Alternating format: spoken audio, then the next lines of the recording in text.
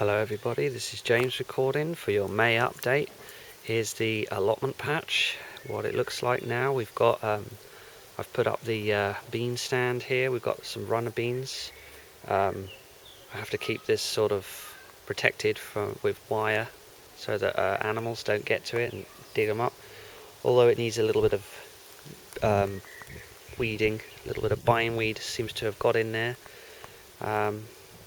Yeah. Got the old stinging nettle patch over there now. I've decided to use this unused patch of ground for that.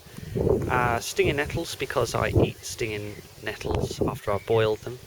I eat the leaves in it's like an extra vegetable on your plate.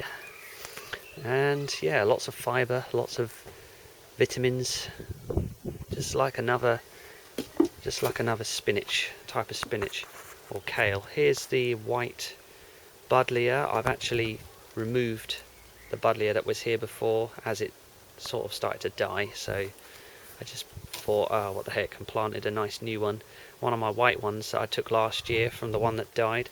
Now the one that was here last month. I've moved it out the front as there's a bit of a hole in the hedge appearing again, so I decided to move that there as it can grow into the space.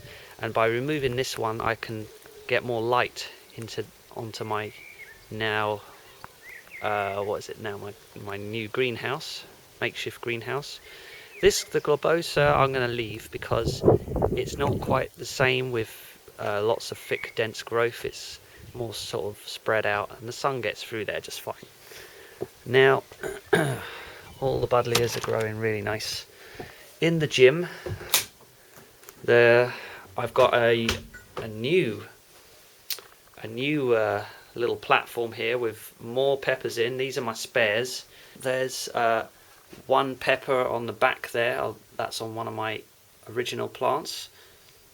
There it is. I'll get to see what when that matures I'll know what variety that is. This I'll stand back. This little propagator here in the middle, I did have the stinging nettles in here, but now I've taken them out, planted them, and I've put the this is the variety I bought. They're just a random mix, but they've all grown very nice. Look at how big they are. They're almost as big as those I planted a year ago. Those I actually had about 50 of those, and I sort of stopped, and then I kept those free though, so luckily it wasn't a total wipeout. In here I have a propagator, and I got a red bell pepper that was absolutely huge. It was the biggest fruit I've ever seen, and so I decided to take the seeds from it. And you might be able to see I planted lots of them, and I've got plenty to choose from. I only really wanted about 3 or 4, and then I was going to go down to 2 and then down to 1, whichever one is the best really, but they all could be potentially the best because they've all taken. In here, let's look from the top. There we are. We've got all of these. They've all grown a lot. See that one in the red, sort of brown red pot? That is the chili that I've got. He's done very well. I haven't topped that one because it's by the window and it seems to have grown quite steadily. All of these others, these are all bell peppers.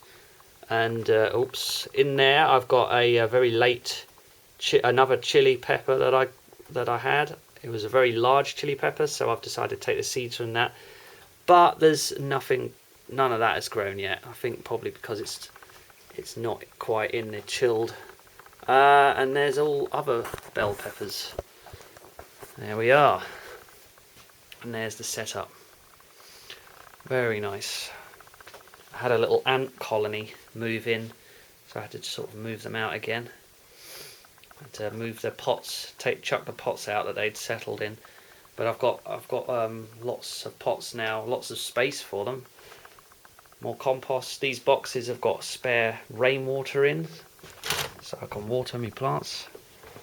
All set up nicely. There's the foxgloves.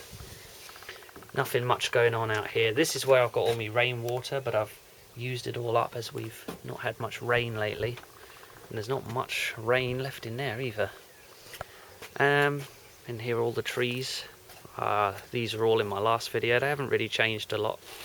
They're very slow growing, but then oak trees tend to be a bit like that. These are all looking good. And there we are. That's the setup. That's the video for May.